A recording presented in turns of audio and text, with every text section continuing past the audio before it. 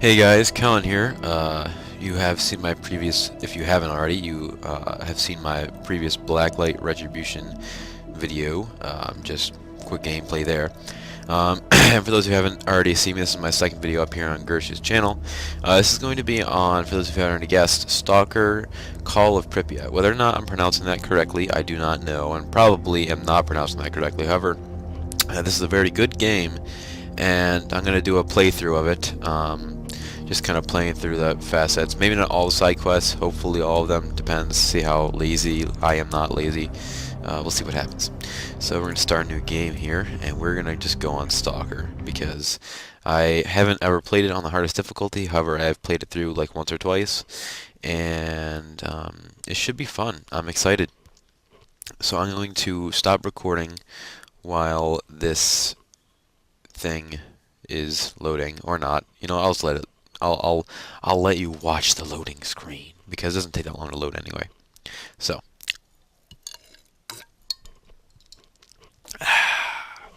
yum nom nom nom nom. Okay, here we go. Any second now. And for those of you who haven't already played the game, don't know what the hell's going on, you don't really miss a whole lot story-wise. However, if you want to know more about like the environment, things like that, just do a Wikipedia search, because I could literally go on for a half an hour to an hour about how the game, like the environment of the game itself, and I really don't want to. I don't want that to be the premise of this. And as much as I want to watch the intro, at 0123 on April 26, never mind. This gives you some 1986, background. the reactor of Power Block 4 of Chernobyl NPP is destroyed following a series of thermal explosions. The resulting radioactive cloud moves across the European part of the USSR, Eastern Europe, and Scandinavia, eventually reaching America. The consequences of the disaster are so serious that the government is forced to begin evacuating the residents of nearby towns and villages. A 30-kilometer exclusion zone is created to stop residents from returning to the contaminated area. Despite the disaster, the Chernobyl NPP continues to operate. The existence of a power station, as well as the fact that the area is no longer inhabited, leads the Council of Ministers of the USSR to set up a network of secret laboratories in the exclusion zone. June 11, 2006. The exclusion zone lights up with a flash of blinding light as clouds can be seen evaporating in the sky. After a moment of complete silence, a peal of thunder shakes the ground. Most of the government forces guarding the perimeter are killed instantly. 2008. Scientists are still unable to explain what happened. 2007, 2008. Weird expeditions into the zone usually end in tragedy, with survivors telling stories of mutated animals with incredible abilities roaming the area. According to various estimates, by 2010, the zone is home to between 1 and 300 unknown individuals. They call themselves stalkers and make their living by collecting anomalous formations known as artifacts, which they sell for considerable sums of money. 2011. Despite military cordons, the stalker phenomenon is growing in numbers. However, stalkers travel primarily around the zone's edges, with the center remaining terra incognita. The few attempts to penetrate deeper into the zone have all ended in failure. 2012. A stalker called S.T.A.L.K.E.R solves the 2012. secret of the brain scorcher. Just that year. A man-made emitter that had blocked the way to the center of the zone for years. After the brain scorcher is disabled, all stalkers rush for the center of the zone. Some in hopes of finding a treasure trove of artifacts, others in search of the wish granter. The government decides to launch a large-scale military operation. Operation Fairway, as it came to be known, involves using maps of anomaly fields to maneuver helicopters to the CNPP. Despite meticulous preparation, the operation is a failure, and none of the helicopters return from the mission. Damn, that's Major that's bad. Degtyarev, a USS special agent is sent into the zone to investigate the disappearance of the helicopters. Disguised as a stalker, equipped with a regular assault rifle, 2 weeks' worth of supplies, and a radio to communicate with HQ, the Major begins his journey towards the center of the zone. Oh boy. Well, way to transition into the game, you fucking... Ugh. Alright, so here we are. We have a bunch of helicopters to investigate and lag to conquer. So we are going to hit our P for the PDA. And we are going to head towards that one there, because that's the closest one.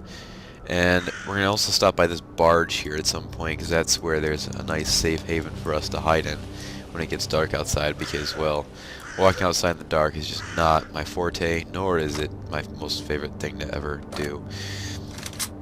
Let's see.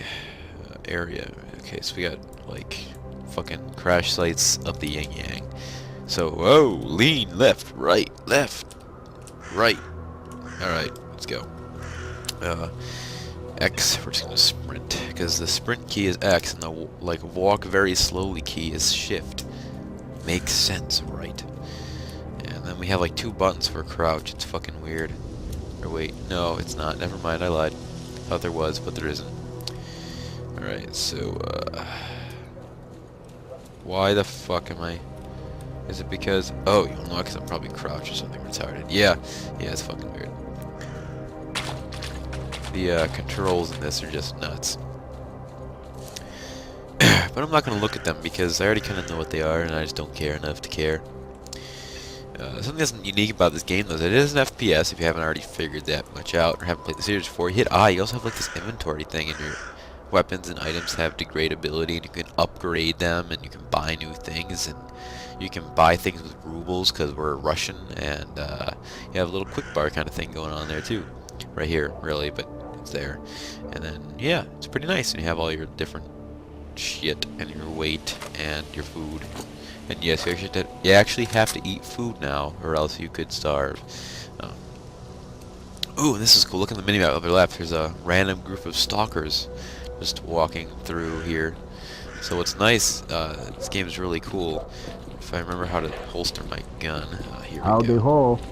Howdy ho. All right, let's. What's up, bro? Where's the nearest stalker camp? Oh, there we go. There's that thing. The only major camp around here. Okay. Listen, I have a question for you. You know anything about the crashed helicopters? I saw one myself.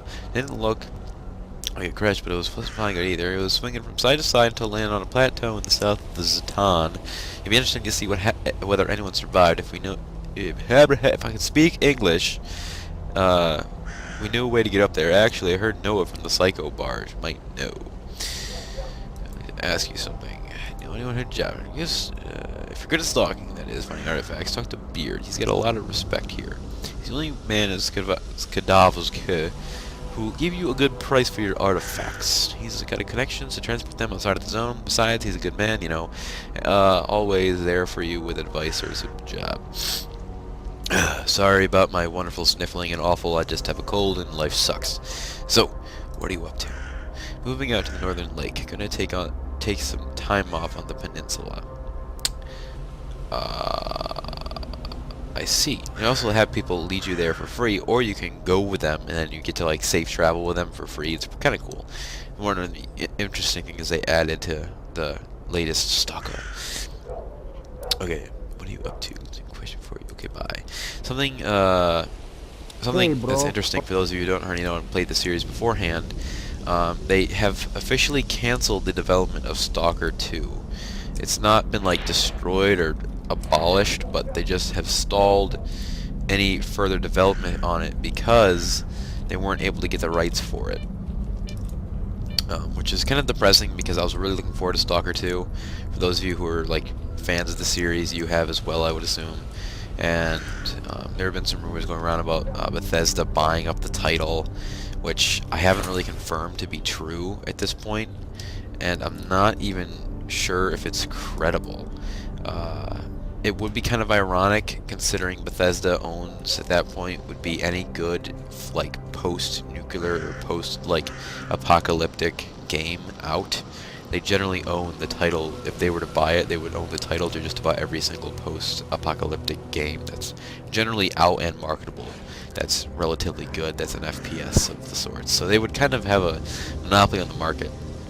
And I'm not sure if I would really like it if they were to actually take it up because, well, quite frankly, I'd almost be afraid they'd ruin the game. You know, I've played like a lot of their Fallouts. Granted, I really like Fallout. It's a great series.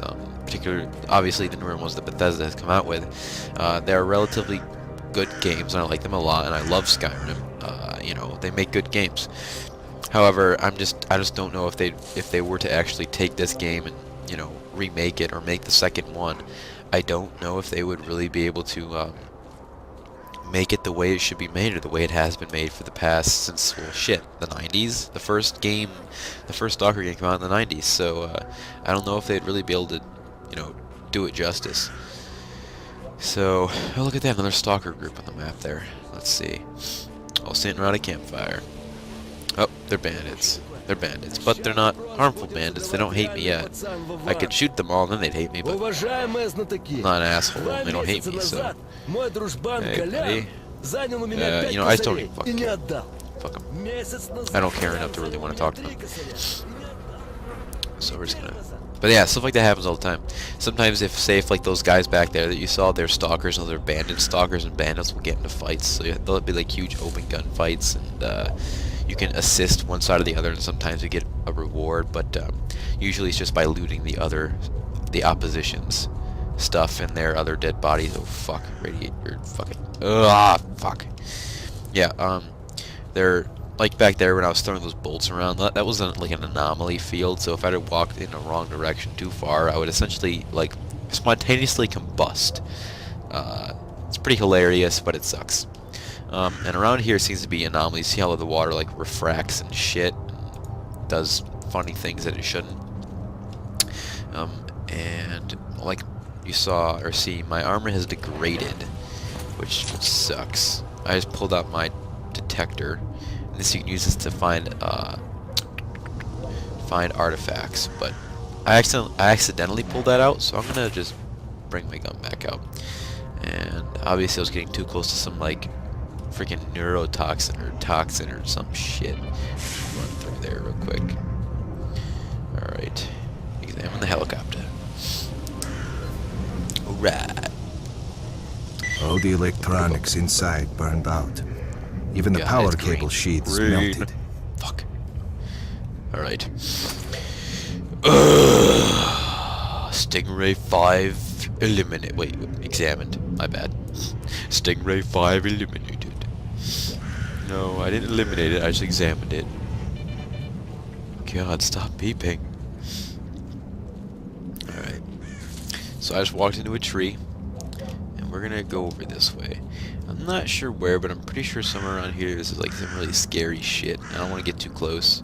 I think it has something to do with like some bloodsuckers and shit. They're pretty terrible.